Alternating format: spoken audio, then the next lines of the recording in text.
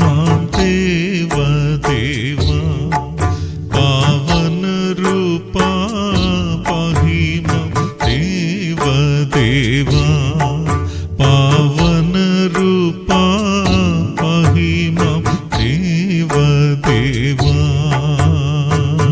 परमेश्वर के धन्य नाम की महिमा हो। आज के आराधनात्मक मनन की और आप सभी का बहुत ही विनम्रता के साथ स्वागत करता हूँ। आइए आज का मनन के लिए हम पढ़ते हैं यूहन्ना अध्याय 8 पद 10 और 11। यीशु ने सीधे होकर उससे कहा, हे नारी, वे कहाँ गए? क्या किसी ने तुझ पर दंड की आज्ञा ना दी? उसने कहा, हे प्रभु, किसी ने नहीं। यीशु ने कहा, मैं भी तुझ पर दंड की आज्ञा नहीं देता, जा और फिर पाप ना करना। परमेश्वर के वचन का मनन करते समय यह बात समझना ज्यादा कठिन नहीं है कि किसी भी विषय की ओर देखने का परमेश्वर की नजरिया और हमारी नजरिए के बीच काफी अंतर। वो महिला जिस पर व्यभिचार का आरोप लगाकर पथराव करने की इरादा से यहूदी लोग भगा कर ले आ रहे थे, उसकी और यीशु मसीह की नजरिया और यहूदियों की नजरिए में काफी फर्क था। उस विषय की ओर जाने के पूर्व मैं अपने जीवन से एक घटना आपके साथ साझा करना चाहता हूँ। मेरा बड़ा बेटा जब लगभग 4 साल का था, ये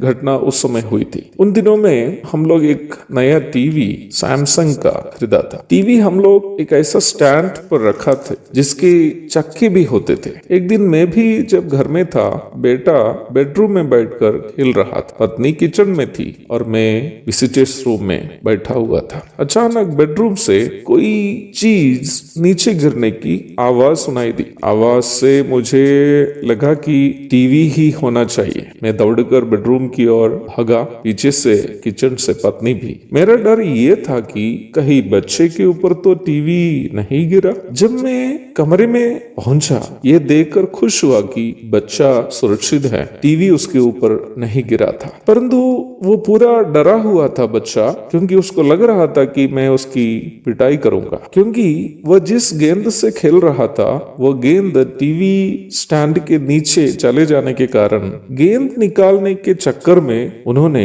स्टैंड को उठाया। स्टैंड में चक्के लगे हुए होने के कारण वो एक तरफ की ओर झुक गया और टीवी भी गिर गया। बाद में मेरी माँ, जो जानती है कि मैं जल्दी गुस्सा करने वाला हूँ, शायद बच्चे की पिटाई भी की होगी, मुझसे पूछी, तुम तो बाबू को मारे तो नहीं है ना? मैंने कहा, भले ही उसी के कारण ही टीवी गिरा हो, जब मैंने देखा कि टीवी उसके ऊपर नहीं गिरा हुआ है, मैंने उसको कुछ भी नहीं किया, क्योंकि मेरे लिए टीवी से ज्यादा मूल्यवान मेरे बच्चे ही तो है, और मैं जानता भी हूँ कि वह तो आखिर बच्चे ही हैं। प्रभु यीशु मसीह के यह संसार के जीवन काल के समय में गरीबों की स्थिति बहुत ही दयनीय थी। कई लोगों के लिए एक दिन एक बार के लिए भी खाने के लिए नहीं मिलता था। अपने बच्चों को जीवित रखने के लिए भी कई माँ लोग मजबूरी से अपने शरीर को बेचती थी। इसके अलावा भी महिलाओं का शोषण काफी उन दिनों में होता था। अदालतों में महिलाओं की गवाही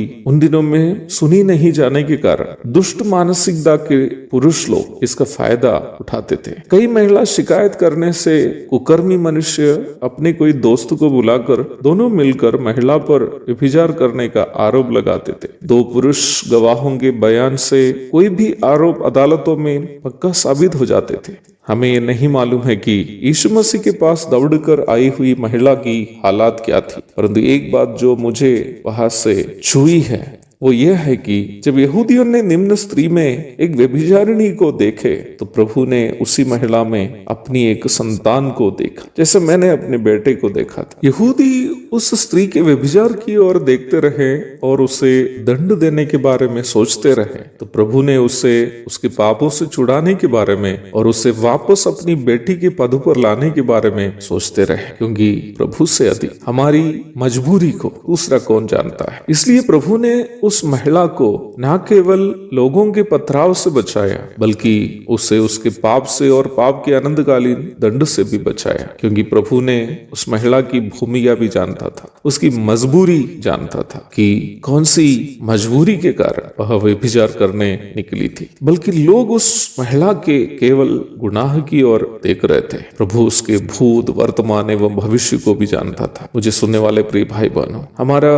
प्रभु केवल हमारे वर्तमान काल को ही देखकर हमारी पहचान करने वाला नहीं है, वो हमारे भूत और भविष्य को भी जानता है। इसलिए वो नहीं चाहता है कि हम पापी इंसान पाप का दंड भोगे। वो हमें हमारे पाप के अनंतकालीन दंड से छुड़ाने के लिए स्वयं क्रूस पर चढ़ गया। हमारे पाप के दंड वो अपनी पावन देह पर सह लिया ताकि मैं और आप अनंतकालीन नरक से बच जाए। उनकी परम धन्य नाम की महिमा युगानुयुग होती रहे। आमीन। धर्म की रक्षा हेतु धरती पर अवतारी, धर्म की रक्षा हेतु धरती पर अवतारी, कर्म में परम धन्य धर्मी न्यायी प्रभु, पाहि माम देव देवा, पावन रूपा